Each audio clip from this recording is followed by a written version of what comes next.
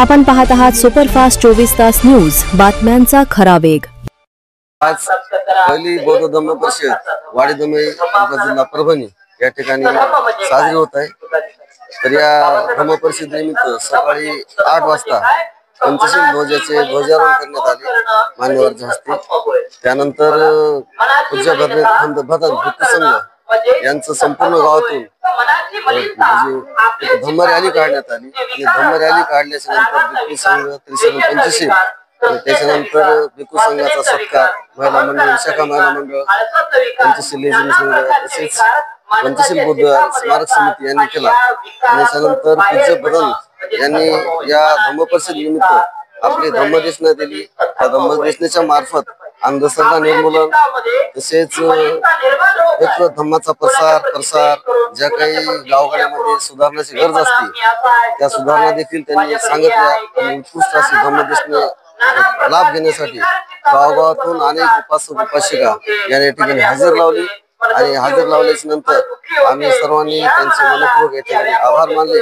अशा प्रकारे खूप चांगला प्रतिसाद आणि चांगल्या प्रकारे या धम्म परिषदेचे नियोजन आमच्या कमिटी मार्फत करण्यात आलं होतं। आणि दरवर्षी 18 नोव्हेंबर या तारखेलाच वाडीदमे तालुका जिल्हा परभणी या ठिकाणी धम्म परिषद होणारच आहे आणि होईल असे आम्ही शाश्वत देतो। आणि या धम्म परिषदेला इतर कुठूनही कोणत्याही धनाला किंवा इतर पैसा न करता स्वतःच्या कष्टातून श्रमातून सर्वांनी या ठिकाणी पैसा जमा करून ही अशी मोठी धम्म परिषद आणि या ठिकाणी पंचशील बुद्धविहाराचं जे काही काम चालू आहे ते पंचशील लेझिम संघानं गावोगावी जाऊन अनवाणी जाऊन खेळून लेझिम संघाच्या मार्फत जे काही मानधन दिले जात होतं त्या मानधनाच्या आधारावर आम्ही आमच्या पंचशील बुद्धविहाराचं काम चालू केलं आहे। आणि हे काम आम्ही या धम्माच्या मार्गातून सत्याच्या मार्गातून पूर्ण करणार अशी मी सर्वच पंचशील लेझिम संघाच्या सदस्याच्या वतीनं अध्यक्ष म्हणून ग्वाही देतो, गॅरंटी देतो।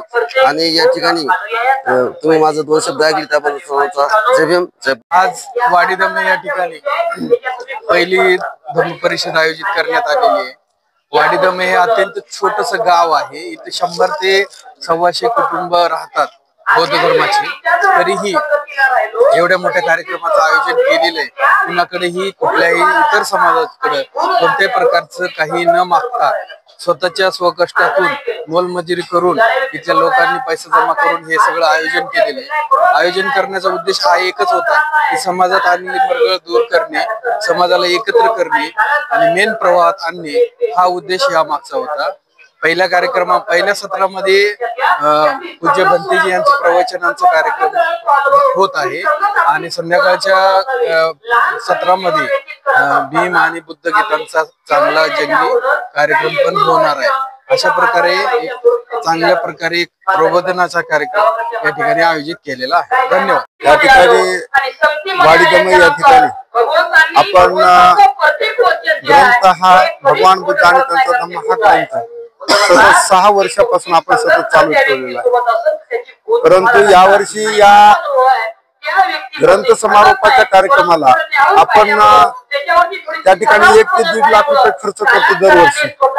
म्हणून यावेळेस आमच्या पंचशील लेझिम संघातील सदस्यांनी मला सुचवलं की अंकल आपण तर 1 ते 1.5 लाख रुपये या ठिकाणी या माध्यमातून खर्च करतो, परंतु आपण धम्म परिषद या कार्यक्रमाला रूप दिलं तर कसं होईल।